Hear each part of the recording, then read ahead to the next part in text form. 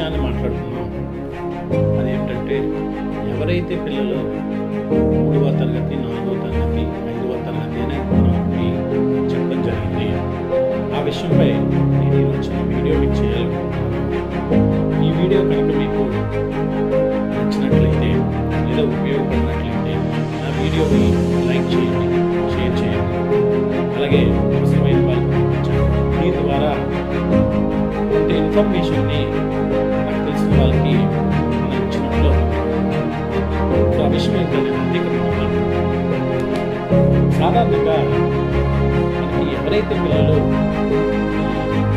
Primary సెక్షన్లో ఉంటారో వాళ్ళే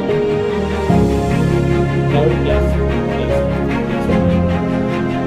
పేరెంట్స్ తెలియపరచాల్సింది ఏంటంటే, ఈ 5th క్లాస్కి వచ్చేటప్పటికి వాళ్ళకి కొన్ని స్కూల్స్లో జాయిన్ అవ్వడానికి,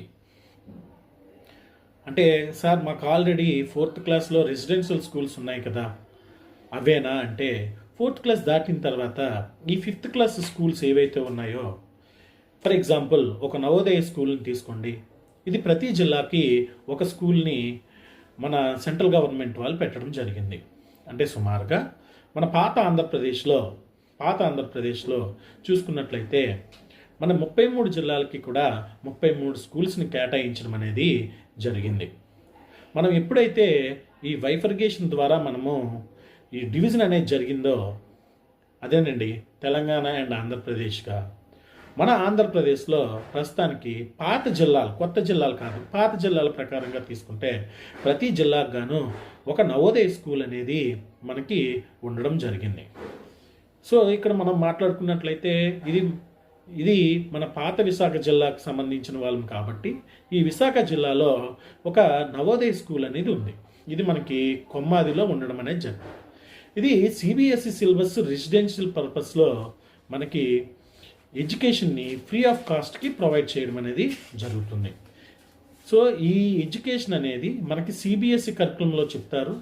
ఈ ఎడ్యుకేషన్లోకి మనం కనుక చదవాలి అనుకుంటే, అంటే పిల్లల్ని జాయిన్ చేయాలనుకుంటే 5th క్లాస్లో వాళ్ళు నవోదయ ఎంట్రన్స్ టెస్ట్ అనే దాన్ని రాయాలి. ఈ నవోదయ ఎంట్రన్స్ టెస్ట్ అనేది ప్రతి సంవత్సరము మనకి ఆగస్టులో పెడతారు. ఆగస్టులో అప్లికేషన్ అనేది రిలీజ్ చేస్తాడు. మనకి డిసెంబర్లో ఎగ్జామ్ అనేది కండక్ట్ చేస్తాడు. ఇది పోటీతత్వాన్ని పొందిన ఎగ్జామ్ లాంటిది. అంటే ఈ ఎగ్జామ్ మనము ప్రిపేర్ అయ్యి రాస్తే కానీ చాలా వరకు సీట్ అనేదాన్ని సాధించలేము. అందువల్ల